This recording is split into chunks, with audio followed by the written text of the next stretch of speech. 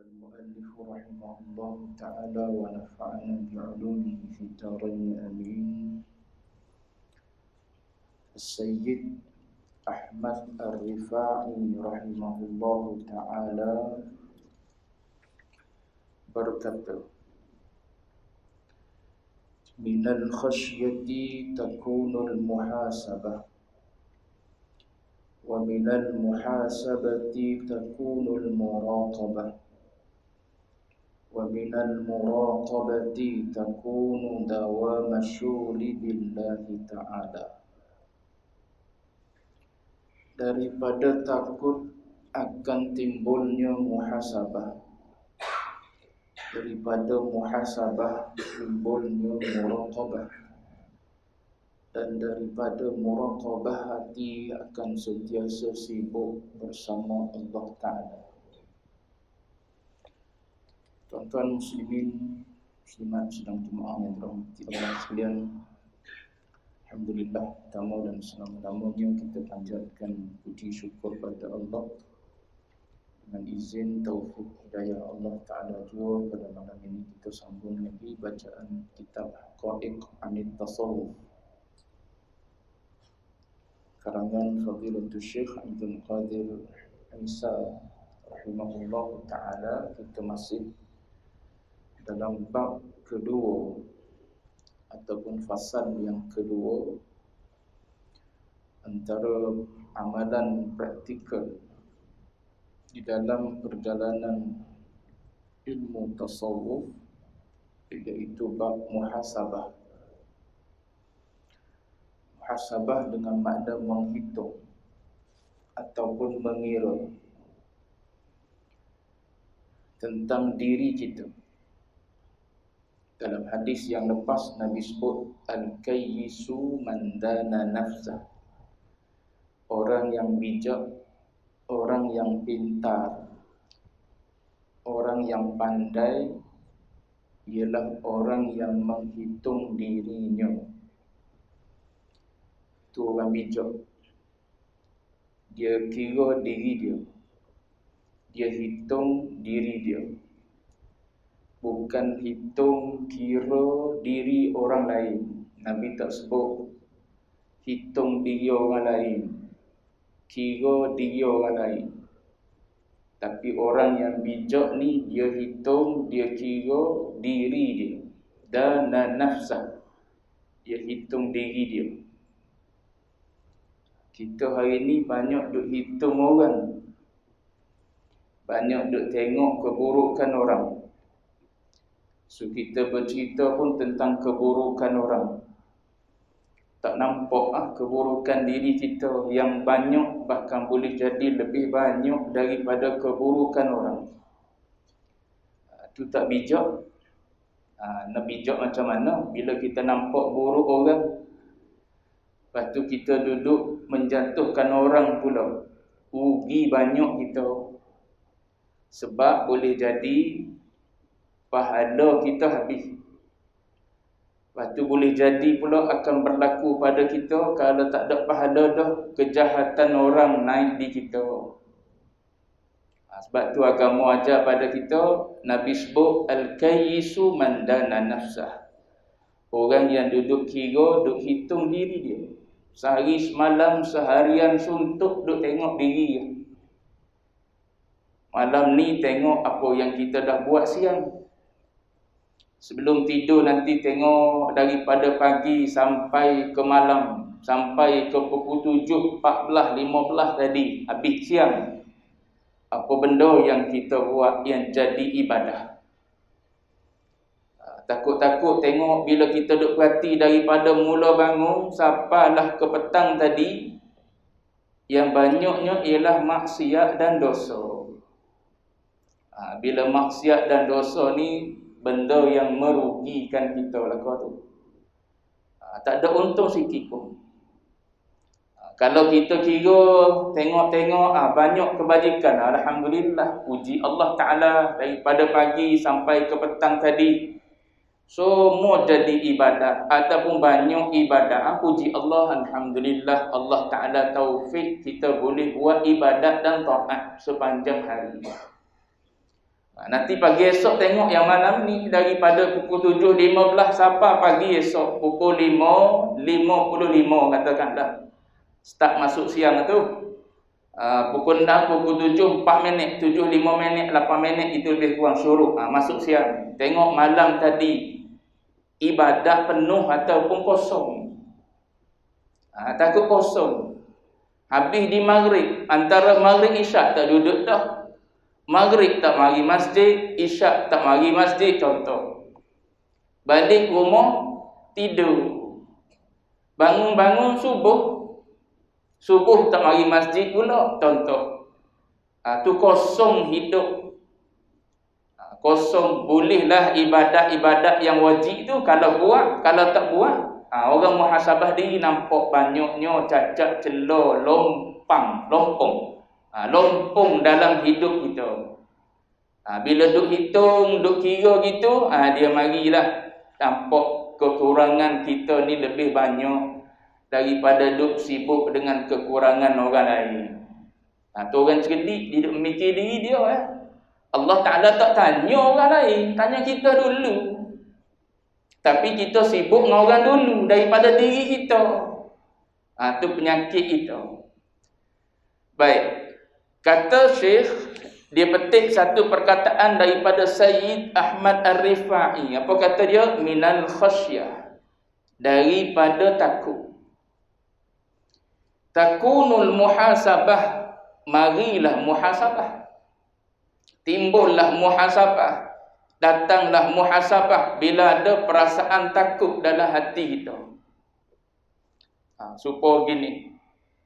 Kita takut pada penguat kuasa, pada polis. Tahu di tengah jalan ni kadang-kadang ada polis yang buat roadblock. Maka kita kira nak keluar daripada rumah tu, kira dah tengok kereta road tax okey ke okey. Cermin gelap ke tak gelap, kira. Lesen mati ke tak? Kau segenar tak nyala kau, kira belakang tu. Sebab apa? Sebab takut nanti siapa tengah jalan rupa-rupanya lesen tak bawa, ataupun lesen mati, road tax tak ada dan sebagainya. Takut kena takut kena denda, takut kena saman. Tu minal khasyah, daripada takut kena tu dia mari muhasabah, duk kira. Takut azab seksa, takut mati payah, takut seksa kubur, takut susah di mahsyar, takut neraka, takut dihalau daripada telaga Nabi. Tu takut belakang tu. Bila mari takut gitu, maka dia datang muhasabah, tengok amal. Layak dah kau aku ni nak boleh taman daripada taman-taman syurga dalam kubur nanti. Layak dah kau aku ni nak mati dalam husnul khatimah. Layak dah kau aku nak dapat hisaban yasira di akhirat. Layak dah kau aku ni nak jadi salah seorang daripada umat yang boleh minum di telaga Kausar dengan suapan Nabi. Duk mikir gitu. Bila mikir dengan diri kita, tak sibuk dengan orang, sah tak sibuk dengan orang. Bila tak mikir tentang diri kita, maka kita sibuk dengan orang lain. Itu yang sebutnya Imam Rafi'i sebut minal khasyati, daripada perasaan takut yang ada dalam jiwa kita, barulah dia mari muhasabah. Tapi kalau tak ada takut dalam jiwa kita, tak ada lah muhasabah, tak ada lah kira-kira. Nak kira apa? Sebab tak ada perasaan takut. Orang yang berkira-kira ni sebab dia ada rasa takut. Pusing takut orang naik atas rumah kita. Lepas tu dia cek rumah dia, kunci dia ke kita rumah kita. Takut berlaku kebakaran ke apa ke. Lepas tu dia cek dulu sebelum keluar rumah. Dia tengok dulu dapur dah tutup dah ke gas. Kepala gas dah cabut dah ke. Kalau nak keluar pergi jauh, nak balik kampung lama dan sebagainya. Dia cek tengok tu muhasabah. Cek tengok diri. Bila ada perasaan takut. Tapi bila tak ada perasaan takut dalam hati, takut ni duduk di hati, bukan duduk mulut. Ada perasaan takut dalam hati, dia mari muhasabah diri. Dia duduk tengok diri dia, dia hitung diri dia. Aku ni umur 60 dah.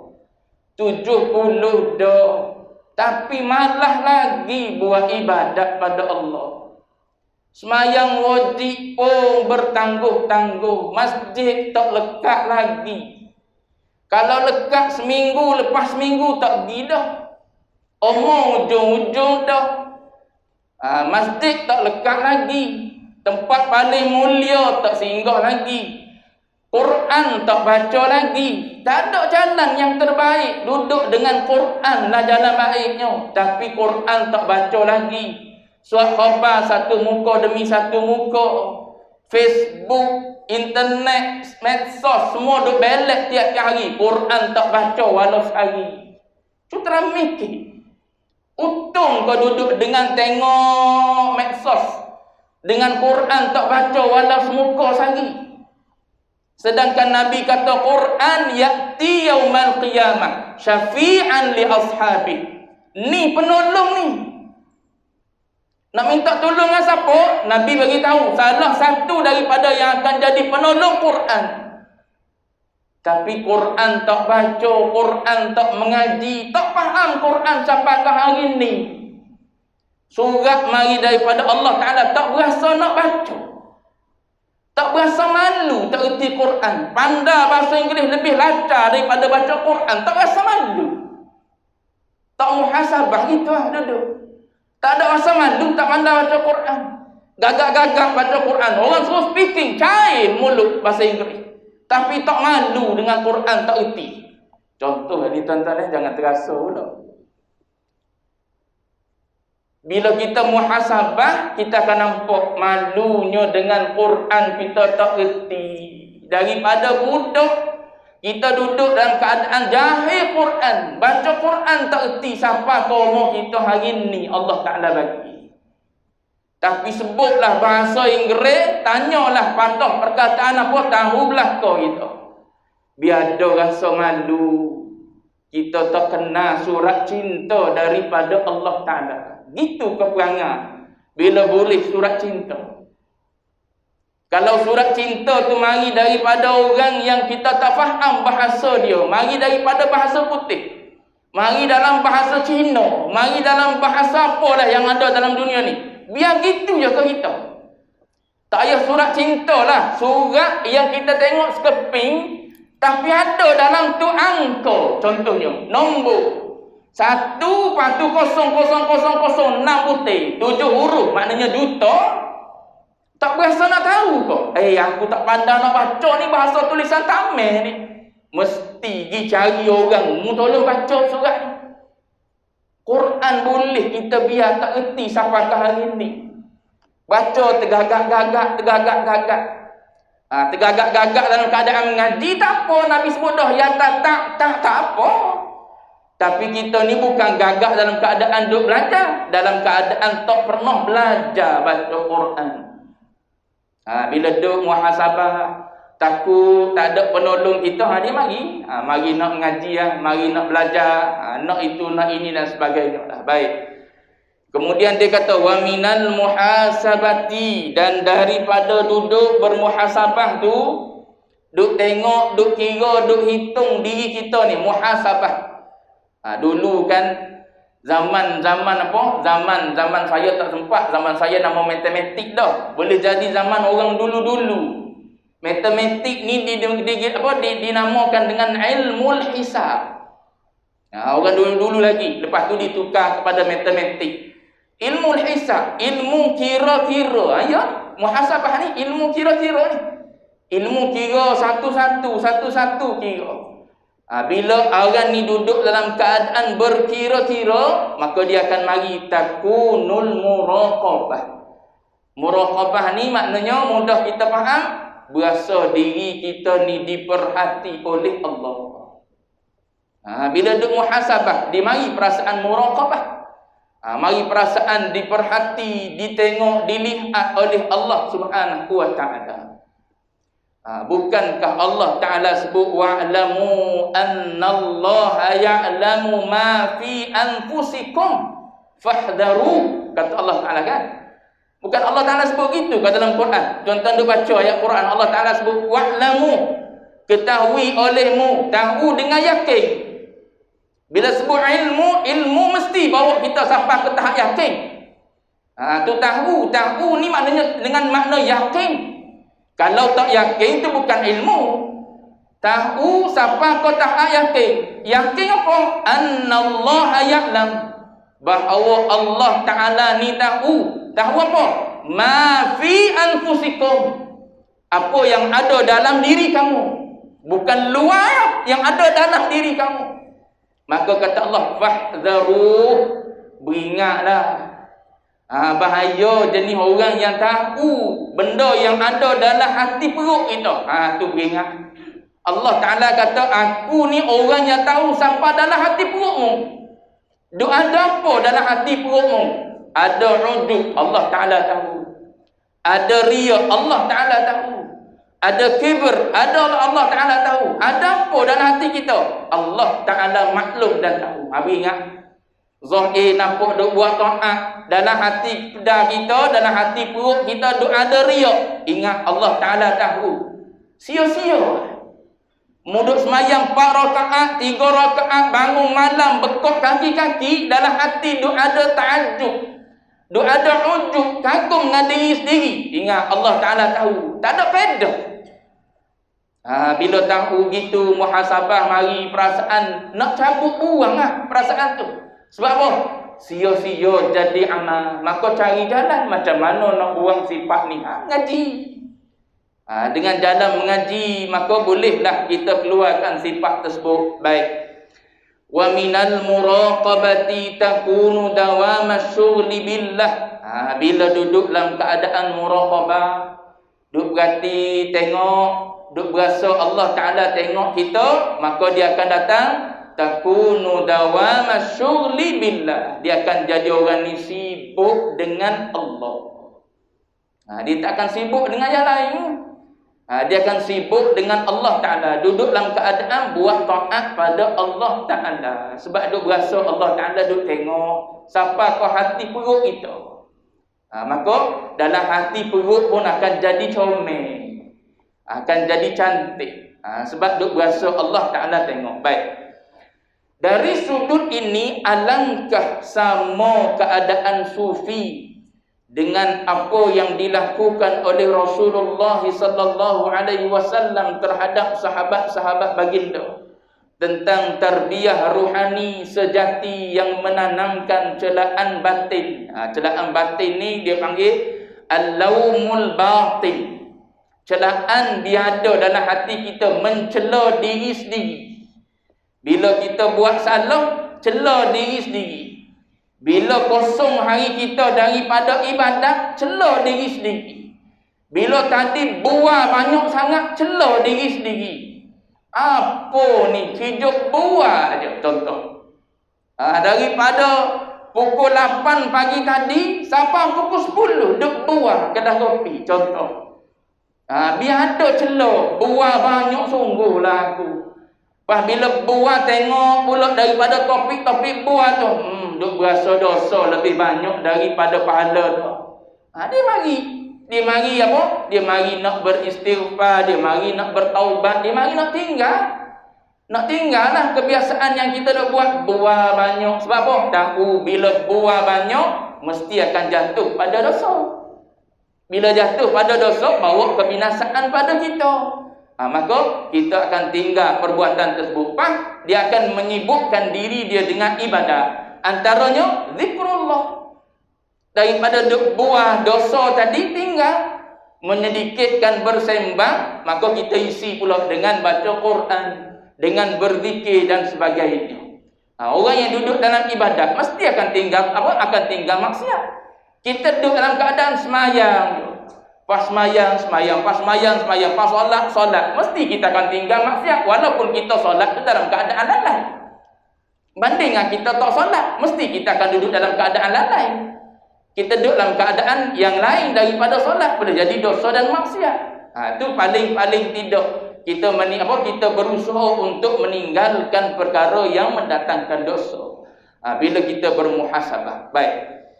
Ini disebut contoh. Contoh Nabi bermuhasabah. Diriwayatkan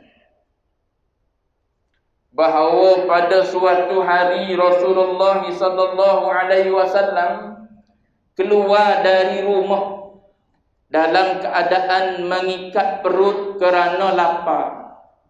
Lalu baginda bertemu dengan dua sahabatnya Abu Bakar dan Umar radhiyallahu anhuma. Ni tengok, siapa ni yang keluar lapar ni? Yang keluar lapar ni siapa dia? Kekasih Allah ni. Orang yang paling baik dalam sejarah manusia ni yang keluar ni. Dalam keadaan macam mana ni? Lapar macam orang puasa ke? Dah. Setakat lapar macam orang puasa tak ada kita keluar daripada rumah lah. Tuan-tuan lapar daripada sahur sampai berbuka puasa, tuan-tuan keluar ke daripada rumah sebab lapar puasa tu? Tak ada. Ni sebab terlalu lapar ni. Siapa yang terlalu lapar ni? Kekasih Tuhan. Manusia yang sebaik-baiknya ciptaan Allah Ta'ala. Siapa kau tak boleh duduk dalam rumah, keluar daripada rumah dalam keadaan lapar. Tuan-tuan bayangkan manusia ni, sebaik-baik manusia ni, setinggi-tinggi kedudukan manusia, sebaik-baik ibadat pada manusia, tapi Allah Ta'ala letak dia dalam keadaan lapar. Sampai tahap tak boleh duduk dalam rumah, keluar daripada rumah. Bila Nabi keluar daripada rumah, bertemu pula dengan dua orang sahabat, Abu Bakar dan Umar. Orang hebat juga, ahli syurga. Dijamin dah oleh Nabi Mubasysyirin bil Jannah. Ahli syurga pun lapar juga. Dalam keadaan Nabi tengok wajah Abu Bakar, wajah Umar, Nabi tahu Abu Bakar dan Umar ni sama dengan aku, lapar. Dengan harapan adalah orang yang akan ajak pergi ke rumah dia ataupun belanja makan lah kalau ibarat zaman kita. Maka daripada keadaan mereka, baginda mengetahui yang hal mereka sama dengan baginda, lapar juga. Ahli syurga lah kau lapar. Kita juga yang tak tahu ahli syurga kenyang, boleh duduk gitu kita. Duduk dalam keadaan kenyang tiap-tiap hari, boleh duduk kita. Dalam keadaan syurga tak pasti, neraka boleh jadi pasti. Tapi boleh duduk dalam keadaan kenyang. Bukan setakat kenyang, makan nasi, buang kadang-kadang bazir kita. Ahli syurga keluar daripada rumah berlapar. Muhasabah. Kisah ni nak suruh muhasabah. Berapa banyak makanan yang kita makan tak puas hati. Tak sedap, minum ni tak sedap, minum ni manis, minum ni tawar, makan nasi ni tak sedap, orang buat gitu tak sedap lah kau. Pas malam makan sikit, minum air 2 teguk, buang. Makan nasi 3 suap, tinggal. Tak habis lagi makan, tinggal. Dalam keadaan kita berasa diri kita ni yakin kau dengan syurga. Tak ada seorang pun kalau tanya, yakin kau masuk syurga? Tak. Ni Nabi jamin syurga ni. Pas Nabi sendiri duduk dalam keadaan lapar. Tengok banyak riwayat ni tentang Rasulullah ni dalam keadaan lapar. Ada riwayat yang mengatakan Nabi tak pernah kenyang 3 hari dengan gandum. Gandum ni makanan rudi. Supa nasi kita lah. Nabi tak pernah 3 hari berturut-turut kenyang dengan gandum. Maknanya paling banyak pun 2 hari. 2 hari kenyang dengan gandum, hari ketiga dah. Hari ketiga kenyang dengan buah tamar. Ada riwayat kata Nabi kenyang kadang-kadang dengan apa? Dengan air susu yang dihadiahkan oleh sahabat kepada Nabi. Air minum jadi makanan. Kita nasi beras basmati tak syukur lagi. Nasi beras basmati tak syukur lagi. Ni basmati ni, beras basmati ni kelas bawah ni, makan pun tak habis, buang juga, tak syukur juga kita. Tak tahu diri ahli syurga, ahli neraka, begitu perangai kita. Muhasabah, tengok Nabi macam mana. Banyak riwayat berkenaan dengan Nabi lapar ni. Baik, kedua-duanya tidak mendapati makanan untuk makan. Keluar ni bila ni tuan-tuan? Dalam riwayat sebut keluar ni waktu orang lain tak keluar. Maknanya waktu tengah hari, waktu panas, orang selesa duduk dalam rumah belakang masa tu. Tapi sebab tak ada cara lain nak menghilangkan rasa lapar ni, Nabi pun keluarlah daripada rumah dia. Lalu adalah seorang lelaki ni, ada riwayat kata Abul Haytham, ada riwayat lain kata Abu Ayyub Al-Ansari. Dua sebut dari kalangan Ansar, bertemu dengan mereka. Air muka mereka tidak dapat melindungi apa yang sedang dialami. Tengok tu boleh tahu. Supaya kita tengok sahabat kita kan yang sedang bergembira, kita boleh tahu, nampak ceria hari ni. Dia kata ada berita baik. Kita kata, jom kita pergi kedai mau belanja aku. Sebab apa? Kita tahu dia orang yang ada berita gembira, ceria pada hari ini. Kita tengok wajah, kita tahu dah. Begitulah sahabat Nabi dengan sahabat ni, tengok sahabat tu tahu, daripada air muka tu tahu apa yang sedang dialami. Justru lelaki tadi mengetahui keadaan tersebut, lalu menjemput mereka menjadi tetamu. Lelaki ni pun ajak Nabi, ajak Abu Bakar, ajak Umar pergi ke rumah dia, lalu dijamu. Jamu dengan apa? Apabila sampai di rumah lelaki tersebut, mereka dihidangkan dengan buah tamar satu, kemudian air sejuk, air putih, kemudian dan juga dapat berteduh, 3. Satu buah tamar, bukan roti juga, buah tamar. Lepas tu air sejuk, lepas tu dapat berteduh. 3 benda. Mereka sebaik sahaja mereka makan beberapa biji tamar dan minum air. Mereka berempat Abu Bakar, Umar, Nabi dan tuan rumah. Selepas saja sebaik saja mereka makan beberapa biji tamar dan minum air, baginda Rasulullah sallallahu alaihi wasallam lantas bersabda. Nabi kata apa? Hada minan na'imil ladzi tus'aluna anhu. Ini Nabi kata yang kita makan ni, buah tamar, air yang kita minum ni, tempat yang kita duduk berteduh ni, termasuk nikmat, yakni antara nikmat yang akan ditanya tentangnya. Tengok. Pas kita duk berasa nasi yang kita buang tu tak ditanya ke? Pakaian dalam almari kita ada yang tak pakai tu, berasa Tuhan tak tanya ke tu? Kau berasa lepas gitu ya? Berapa banyak pakaian yang ada di kita tu, yang kita tak pakai dah hari ni, tapi tak bagi pun pada orang. Duk situ dalam almari kita.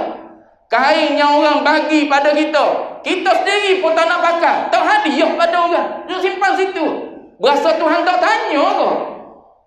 Ni Nabi sebut ni, buah kurma, air sejuk. Ini air sejuk, air sejuk minum ni, duduk dalam rumah tempat berteduh. Nabi kata nikmat ni tus'aluna anhu, akan ditanya oleh Allah Ta'ala. Apa kita makan sedap, duduk dalam rumah sedap, pakaian kita berlambak-lambak, tak habis nak pakai, seminggu tak bertemu yang sama. Ni kekasih Allah sebut, benda ni semua jadi pertanyaan di sisi Allah Ta'ala nanti. Lepas tu banyaklah huraian tentang hadis ni. Banyak huraian tentang hadis ni. Apa yang akan ditanya oleh Allah Ta'ala ni. Wa amma bi ni'mati rabbika fahaddith. Bukan ayat tu. Thumma la tus'alunna yawma idzin anin na'im. Tu ayat tu. Nanti kamu semua pasti akan ditanya tentang nikmat. Tu Allah Ta'ala sebut dalam Quran. Maka ulama sebut apa nikmat yang Allah Ta'ala akan tanya ni. Ada ulama kata ma'un barid, air sejuk. Air sejuk yang kau minum kerana bersyukur pada Allah Ta'ala. Air itu masuk dalam mulut, hilang dahaga. Ada sebut kau alhamdulillah. Kau tak ingat sepatah pun pada Allah Ta'ala. Kau masuk mulut pun tak ingat, buh selalu dalam mulut tanpa bismillah dah. Pas bila dah minum, hilang haus, hilang dahaga pun tak ada juga. Alhamdulillah. Kok jadi gitu? Pas lebihan daripada air sejuk tu ambil buang gitu ya dalam longkang. Kok gitu kita? Ingat. Tsumma la tus'alunna yawma idzin 'anil na'im. Air sejuk akan ditanya. Banyak lagi huraian ulama, bukan air sejuk saja. Bahkan ulama kata al-ghada, makan tengah hari kita. Al-asya, makan malam kita. Balik ni nak makan nasi ni. Ingat, makan nasi ataupun makan apa malam ni Tuhan tanya. Daripada makan tu. Wah, kalau buang pula makanan tersebut, air yang kita guna, kita buang pula air tersebut, Tuhan tanya belaka. Apa kita kadang-kadang makanan kita kedeku, air kita kedeku. Mari di masjid, air buka tu dia nak ambil wudu. Di rumah dia beringat kedeku dia, buka air slow-slow je nak ambil wudu. Tapi mari di masjid dia punya buka macam orang nak mandi. Tu amaun baharit, air sejuk tu akan ditanya oleh Allah Ta'ala di akhirat. Lepas tu banyak lagi lah yang Allah Ta'ala tanya. Termasuklah di antaranya ialah madu. Ada madu kan, makan madu. Madu apa? Madu kelulu. Madu apa lagi? Tak beli madu tepi-tepi jalan ni yang murah-murah ni. Beli yang mahal-mahal. Madu yang mahal tu makan tu, rasa sedap, boleh sihat tubuh badan, akan ditanya oleh Allah Ta'ala. Mu buat apa dengan madu yang sihat tu sehingga sihat tubuh badan? Dengan sihat tubuh badan mu guna ke mana? Makin jauh daripada Allah Ta'ala, na'udzubillah. Minta jauh, nak sihat sebab nak buat ibadat pada Allah Ta'ala. Biar jadi ibadat. Boleh kereta, duk guna kereta tu mari tempat ibadat. Baru ya 2-3 buah kereta parking saja depan rumah masjid, tak siapa buat apa. 2-3 butir motor duduk di rumah tu, tak siapa masjid nak buat benda. Rumah besar 5 butir bilik ada, tapi masjid tak siapa nak buat apa rumah besar tu. Semua tinggallah kau tu. Sini juga jadi saksi. Ni jadi saksi ni. Tempat tuan-tuan duduk sujud ni jadi saksi lah kau ni. Sebab tu Fiqh ajar pada kita nak semayang, kalau boleh beralih-alih tempat. Sebab apa? Supaya banyak tempat nanti datang jadi saksi pada kita di akhirat nanti. Ni si fulan bin si fulan ni duduk atas aku, pijak aku ketika dia semayang maghrib tadi. Fulan bin fulan ni bila dia semayang sunat maghrib, dia pindah tempat aku pula dia tahu. Dahi dia letak sini tadi, tangan dia letak sini tadi. Rumah kita tak pernah semayang sunat rumah kita. Duduk di masjid baca Quran, dinding-dinding jadi saksi.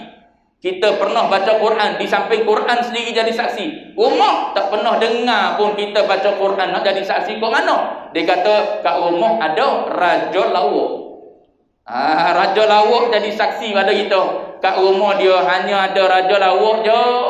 Hanya ada Netflix ke apa? Netflix je kat rumah dia. Lain-lain tak ada. Quran tak bunyi, baca Quran tak ada dalam rumah, semayang sunat tak ada dalam rumah. Tu ibarat Nabi kata macam kubur. Tu nikmat boleh rumah bukan tempat untuk keseronokan duniawi saja, bahkan jadikan dia saham untuk akhirat itu. Sebab apa? Ditanya oleh Allah Ta'ala. Lepas tu banyak lagi lah huraian para ulama berkenaan dengan apa? Tumalatus alunna yawma idzin 'anil na'im. Cuma sini nak sebutnya ialah Nabi beritahu nikmat sekadar tu pun Allah Ta'ala tanya dah. Baik. Nak habis sikit tu. Nikmat apakah ini sehingga kan mereka akan disoal dan dihisap tentangnya? Nikmat apa ni? Buah tamar je. Buah tamar kita berlambak boleh jadi. Bila masuk Ramadan ada yang dibuang boleh jadi. Sebab apa? Nak banding dengan buah taman ni dengan buah taman ni. Yang ni ajwah, yang ni yang murah. Kita makan ajwah. Yang ni duk gitu. Duk lama dalam peti tak ada orang makan kan? Buang. Padahal kalau bagi pada orang lain makan je, tapi dah kedeku. Tak nak bagi pada orang. Padahal dia tahu dah dia tak makan banyak pun buah taman sebutir sehari je. Tu perangai itu. Hanya beberapa biji tamar dan seteguk air yang cukup untuk menghilangkan dahaga dikira oleh Rasulullah sebagai sebahagian daripada nikmat yang mereka pasti akan ditanya oleh Tuhan pada hari kiamat. Tidakkah teguran dan nasihat yang mulia daripada Rasulullah ini suatu pemberian daripada baginda yang dilontarkan kepada tabiat jiwa serta perasaan yang terlalu sensitif, ditambah lagi dengan tanggungjawab yang berat yang terpaksa ditanggung terhadap semua tindak tanduk nafsu dari semasa ke semasa. Tu Nabi sebut, sesimpel-simpel benda akan ditanya oleh Allah Ta'ala. Pas nikmat yang ada di kita jauh lebih banyak daripada yang ada di Nabi. Nabi 2 hari saja roti. Ada riwayat lain sebut roti yang Nabi makan tu pula bukan daripada gandum yang halus. Berapa kali je Nabi makan dalam hidup dia gandum roti yang dibuat daripada gandum yang halus. Kita makan nasi beras apa? Beras basmati. Kalau tidak beras basmati pun yang 90% tak hancur. Lepas tu makan dalam keadaan tak jadi punca kekuatan untuk beribadat pada Allah Ta'ala. Buang pula nikmat tersebut. Tu ingat tu. Bila kita duk baca bab ni, kita muhasabah balik. Tengok nikmat-nikmat yang Allah Ta'ala duk bagi dah pada kita. Apa yang ada dah kita buat selama hari ni, ibadat siang malam kita, ataupun aktiviti yang kita buat dalam sehari semalam tu, tengok balik, biar dia jadi jalan untuk kita ubah diri kita. Biar mari perasaan al-laumun nafsi, cela diri sendiri untuk jadi orang yang lebih baik daripada semalam. Baik, habis itu akan datang dia akan cerita kesan muhasabah. Daripada ada sifat ada dalam hati kita muhasabah ni, dia akan timbulkan apa pula dalam diri kita. Akan datang kita baca tajuk kesan daripada muhasabah. Wallahu a'lam wa ilmuhu